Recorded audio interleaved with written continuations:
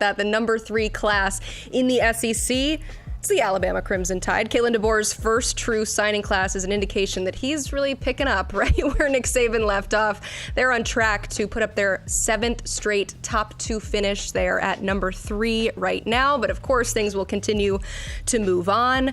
Let's hear from Brett Greenberg from Bama 24/7 to lay out this Alabama signing class for us.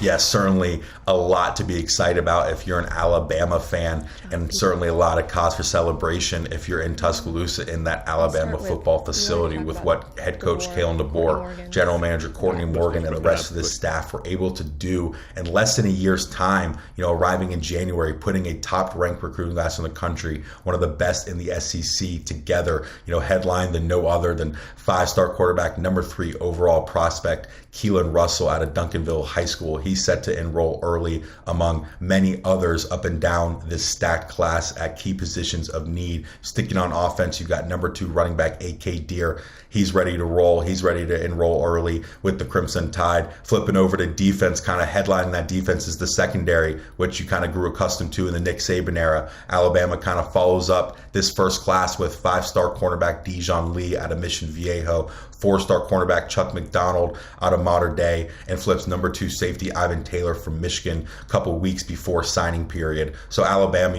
continues to hunt on the recruiting trail, and it doesn't seem like much has changed on that front, which is a scary sign for opposing programs and the future of this program. You heard Brett say it, not much has changed, but one maybe tweak that we're seeing is Alabama is cleaning up out west. It's easy to trace the line to Kalen DeBoer, but it's not just him, Huff. Why are they having so much success there? Well, Courtney Morgan is general manager at Alabama. He's a Southern California guy. He spent time at San Jose State and Fresno State, was at UCLA, was at Michigan, was at Washington, but he's a Southern California guy at the core. And so it's no surprise that Dijon, Chuck McDonald followed him. They were recruiting him heavily at Washington. The other 2 big ones, though, were Jackson Lloyd and Caleb Edwards from Northern California. And those were players that Washington was really in on when DeBoer and Morgan were at University of Washington. Jackson Lloyd's mom went to the University of Washington. He was up for the Washington-Oregon game a year ago. Caleb Edwards, they were one of the first schools to offer him. Nick Sheridan, now the offensive coordinator for Alabama, was on him heavily when he was the tight ends coach at Washington. So they get down to Alabama, and now it's attractive. In that same league that Caleb Edwards played him, Austin Mack, who'd made the move from Washington to Alabama, they played against each other. So they're seeing that if they put some time and energy into California, those kids still see that A logo. They still see the Alabama brand. They see that their last Heisman Trophy winner and last number 1 overall draft pick is a Californian. So that's a market that you want to continue to tap. Now, do I think that they're going to, heavily invest in the state of California or on the West Coast? Maybe not to the extent that they did this year, but they use those relationships that they had with the mid-January coaching change, and they got 4 of the top 10 players in the state of California. Coop said it earlier that Alabama had more players from California than USC. We'll talk about A&M in a little bit, but there's 7 of the top 12 players in the state of California are headed to the SEC between Bama and A&M, and Alabama getting the best player in the state and then getting an elite offensive lineman, the 2 top players in Northern California, in Caleb Edwards and Jackson Lloyd on the offensive side of the ball. They're headed to Tuscaloosa. That is a great way when you're starting a little bit late, when you're starting a little bit cycle, use those relationships you had at your previous school and get those guys to come down south with you. I think really good players too.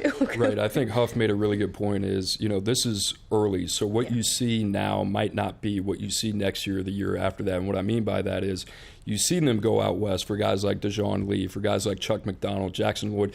These are top tier players. And it's part of the reason that we're talking about USC, why that was so discouraging. Now, on the flip side of that, there's 14 players from the state of Alabama in the top 247. Alabama hadn't signed one of them. And it doesn't look like that's going to change. They're going to sign Micah DeBoer, and they're going to sign Mal Waldrep, who's a legacy. That's interesting. Auburn, you look in state, what they look at. They signed 11 guys last year. Alabama, I believe, was in double digits last year as well. So you wonder, we saw a little bit of this with LSU, Brian Kelly, that first year, those relationships that he had from Notre Dame. They attacked the Midwest.